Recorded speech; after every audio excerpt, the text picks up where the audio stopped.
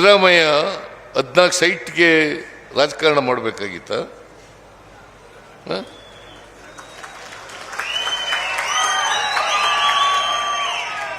ಇವ್ರಿಗೇನು ಜನ ಮೂರ್ಖರು ಅಂತ ತಿಳ್ಕೊಬಿಟ್ಟಿದ್ದಾರೆ. ನಾನು ಅದಕ್ಕೆ ಹೇಳಿದೆ, ಎಲ್ಲಿವರೆಗೆ ಈ ರಾಜ್ಯದ ಜನರ ಆಶೀರ್ವಾದ ಇರ್ತದೆ ಅಲ್ಲಿವರೆಗೆ ನಾನು ಜಗ್ಗದೂ ಇಲ್ಲ, ನಾನು ಬಗ್ಗದೂ ಇಲ್ಲ ಅಂತ ಹೇಳಿದೆ.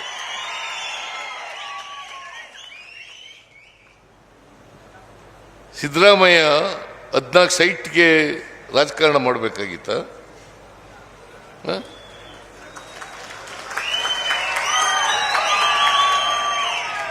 ಇವ್ರಿಗೇನು ಜನ ಮೂರ್ಖರು ಅಂತ ತಿಳ್ಕೊಬಿಟ್ಟಿದ್ದಾರೆ.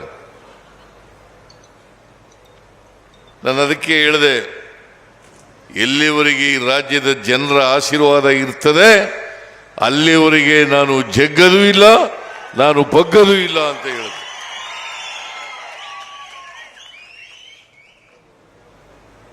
ಈ ಬಿಜೆಪಿಯವರು ಇದ್ದಾರಲ್ಲ, ಬರೀ ಸುಳ್ಳು ಪ್ರಚಾರ ಮಾಡೋದು, ಈ JDSನವರು ಸುಳ್ಳು ಪ್ರಚಾರ ಮಾಡೋದು. ಈಗ ನಾನು ಕೇಳ್ತೇನೆ, ಅವರು ರಾಜ್ಯಗಳಲ್ಲಿ ಎಲ್ಲಿ ಈ ಕಾರ್ಯಕ್ರಮಗಳು ನಡೀತಾ ಇದ್ದಾವೆ, ಎಲ್ಲಿ ಗ್ಯಾರಂಟಿ ಯೋಜನೆಗಳು ನಡೀತಾ ಇದ್ದಾವೆ ಹೇಳಿ ನೋಡೋಣ.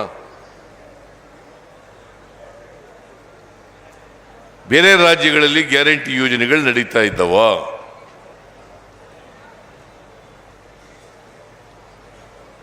ತೆಲಂಗಾಣ ಬಿಟ್ಟರೆ, ಹಿಮಾಚಲ ಬಿಟ್ಟರೆ, ಕರ್ನಾಟಕ ಬಿಟ್ಟರೆ ಬೇರೆ ಯಾವ ರಾಜ್ಯಗಳಲ್ಲೂ ಕೂಡ ನಡೀತಾ ಇದೆ.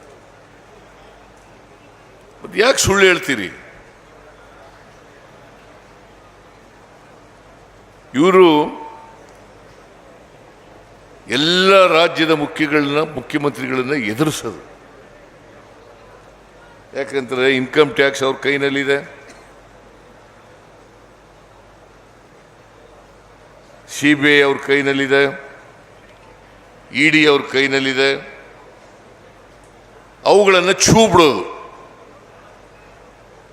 ಈಗ ನನ್ನ ಮೇಲೆ ಹಾಕಿದಾರಲ್ಲ ಕೇಸು, 100 ಸುಳ್ಳು ಕೇಸು.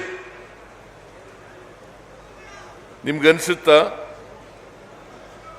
ಸುಳ್ಳು ಕೇಸ್ ಅಂತ ಅನ್ಸಲ್ಲ ನಿಮಗೆ? ನಾನು ನಿನ್ನೆ ಮೊನ್ನೆ ರಾಜಕೀಯಕ್ಕೆ ಬಂದಿಲ್ಲ, ನಿನ್ನೆ ಮೊನ್ನೆ ಮಂತ್ರಿ ಆಗಿಲ್ಲ. ನಾನು ಮಂತ್ರಿಯಾಗಿ 40 ವರ್ಷಗಳಾಗೋಯ್ತು. 1984ನೇ ಇಸ್ವಿನಲ್ಲಿ ನಾನು ಮೊದಲನೇ ಬಾರಿಗೆ ಮಂತ್ರಿ ಆದದ್ದು. 2 ಸಾರಿ ಲೀಡರ್ ಆಫ್ ದಿ ಅಪೋಸಿಷನ್ ಆಗಿದ್ದೀನಿ, 2 ಸಾರಿ ಡೆಪ್ಟಿ ಚೀಫ್ ಮಿನಿಸ್ಟರ್ ಆಗಿದ್ದೀನಿ, 2 ಸಾರಿ ಮುಖ್ಯಮಂತ್ರಿ ಆಗಿದ್ದೀನಿ. ಯಾವುದೇ ಕಳಂಕ ಇಲ್ಲ ನನ್ನ ಮೇಲೆ.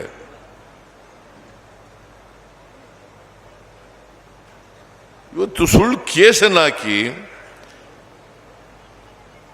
ಸಿದ್ದರಾಮಯ್ಯನ ಹೆಂಡತಿ 14 ಸೈಟ್ ತಗೊಂಡಿದ್ದಾರೆ. 14 ಸೈಟ್.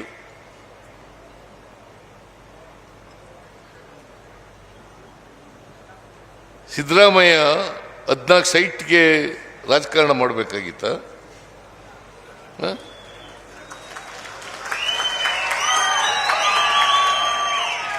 ಇವ್ರಿಗೇನು ಜನ ಮೂರ್ಖರು ಅಂತ ತಿಳ್ಕೊಬಿಟ್ಟಿದ್ದಾರೆ.